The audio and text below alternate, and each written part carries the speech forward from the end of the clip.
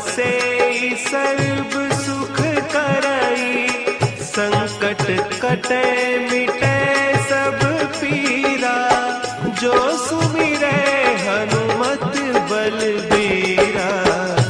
नमस्कार, हनुमान चालीसा देवदत्त के साथ में आपका स्वागत है। मैं हूं देवदत्त पटनायक।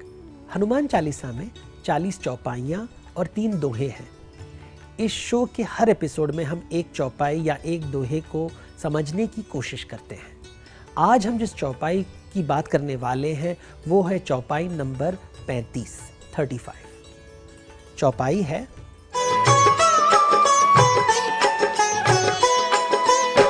और देवता चित्त न धरई, हनुमत से सर्व सुख करई।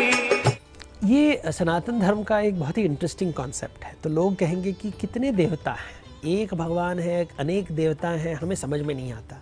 अगर हम वेद पढ़ें तो वहाँ पे कई देवताओं का नाम है, जैसे अग्नि, इंद्र, वरुण, मित्र। ये जो देवता जिसके बारे में हमने आज ज़्यादा नहीं सुनते हैं, हम इसके बारे में अग्नि के बारे में सुनते हैं, लेकिन वरुण मित्र के बारे में ज़्यादा नहीं सुनते। अगर हम वेद का जो संहिता है, जो मंत्र के संहिता है, वहाँ पे विष्णु का नाम एक आध बार आता है, रुद्र का नाम एक आध बार आता है, शिव जी का नाम नहीं आता, हनुमान शब्द नहीं आता है। तो हम बोलते हैं कि क्या वेदों में ये देवता थे? और पुराणों में जब देखते हैं तो वहाँ पे विष्णु है, राम है, कृष्ण है, शिवजी है, शंकर है, भैरव है, शक्ति है, लक्ष्मी, सरस्वती, दुर्गा, कई देवी देवताएं हैं। तो कंफ्यूज हो जाते हैं लोग, क्योंकि जब आप किसी को पूछें बोलेंगे सब भगवान एक ही हैं, एक ही हैं। तो हम एक और अनेक में फ़र्क नहीं देखते। आत्मा एक है लेकिन शरीर अनेक है। तो अलग अलग रूप में वही आत्मा प्रकट होती है। वही आत्मा अलग प्रकार के फल के रूप में प्रकट होता है, अनेक प्रकार के फूलों के रूप में प्रकट होता है, अनेक प्रकार के देवी देवताओं के माध्यम से प्रकट होता है। जैसे प्रेम एक होता है लेकिन उसके बोलने की भाषा अलग होती है। कई प्रकार के जो कवि होता है वो अलग प्रकार की कविताएं एक ही भाव को व्यक्त करने के लिए करता है। वैसे ही एक और अनेक का डिवीजन, ये जो कॉन्सेप्ट है, ये हिंदू धर्म में बहुत ही इंपॉर्टेंट है। और कहते हैं कि जब हम पूजा कर रहे हैं, हम कहेंगे कि जब जितने भी देवी देवताओं के गुण हैं, वो जिस इष्ट देवता को हम मानते हैं उस देवता में हम कहते हैं कि ये सब गुण उनमें प्रेजेंट हैं। तो किसी के घर में अगर जाएं तो अलग अलग देवी देवताओं की मूर्ति होगी। लोग कहेंगे ये इष्ट देवता है मेरा, मतलब मेरा पर्सनल गॉड है। कहेंगे ये कुल देवता है, ये हमारे फैमिली का गॉड है। ये ग्रह देवता है, मतलब ये हमारे घर के देवता हैं। ये स्थान देवता है, इस स्थान का देवता है। ग्राम देवता है, मतलब गांव के देवता है। तो अलग अलग देवताएं हैं। लेकिन जब हम पूजा करते हैं उस देवता के, हम कहेंगे कि अनंत गुण, जो भगवान के अनंत गुण हैं, वो सभी गुण उस एक देवता में प्रेजेंट है, सब उसमें है। तो एक और अनेक का जो विभाजन है, वो जो हमारे मन में है, वो देवताओं के अलौकिक दुनिया में नहीं है, क्योंकि भगवान अनंत है।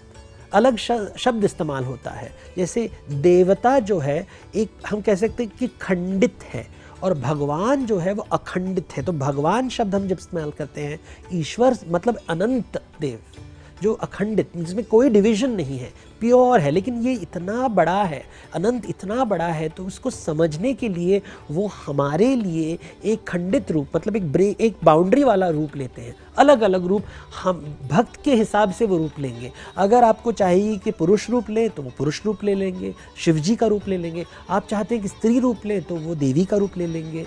अगर आपको चाहिए कि पेड़ का रूप ले ले तो पीपल के पेड़ बन जाएंगे। अगर आप चाहें तो वो वानर का रूप ले लेंगे। तो अलग रूप, अगर बैल का रूप तो नंदी बैल का रूप ले लेंगे। तो ये अलग रूप हमारी इच्छाओं के अनुसार भगवान रूप बदलते रहते हैं। तो भक्त से ही भगवान को एक रूप मिलता है। तो इस चौपाई में जब हनुमान जी की हम मनन कर रहे हैं, उनका स्मरण कर रहे हैं, उनका चिंतन कर रहे हैं, हम और कोई देवी देवताओं के ऊपर ध्यान नहीं करें, बस हनुमान के रूप से हम अनंत की तरफ जा रहे हैं। तो इस एक फॉर्म से, ये जो सगुणी रूप है, इससे हम निर्गुण के तरफ जा रहे हैं। एक से अनेक और अनेक से अनंत तक हम पहुंच रहे हैं केवल हनुमान के माध्यम से। तो ये एक माध्यम एक द्वार बन जाता है, भगवान की तरफ जाने का द्वार। ये है हनुमान जी। तो हमें और कोई देवी देवता नहीं चाहिए। हम साधारण मनुष्य हैं, हम पुराण शास्त्र नहीं समझते, धर्म शास्त्र नहीं समझते, हम वेद शास्त्र नहीं समझते, लेकिन हम हनुमान चालीसा समझते हैं। और इसमें ही वेद पाठ समाया हुआ है, इसमें ही पुराण का ज्ञान समाया हुआ है। अगर हम ध्यान दें तो जो सनातन ज्ञान है वो एक साधारण अवधि में लिखी हुई हनुमान चालीसा में भी बैठा हुआ है, जो ऋग्वेद में बैठा हुआ है, तो संस्कृत में बैठा हुआ है, अवधि में बैठा हुआ है। ये जो नॉलेज है, जो इसको हम आत्मज्ञान कहते हैं, वो हनुमान के रूप में भी बैठा है। आज की एपिसोड में इतना ही। कल बात करेंगे अगली चौपाई की। कोई भूल चूक हो तो माफ़ कीजिए। तब तक के लिए आज्ञा दीजिए। नमस्कार।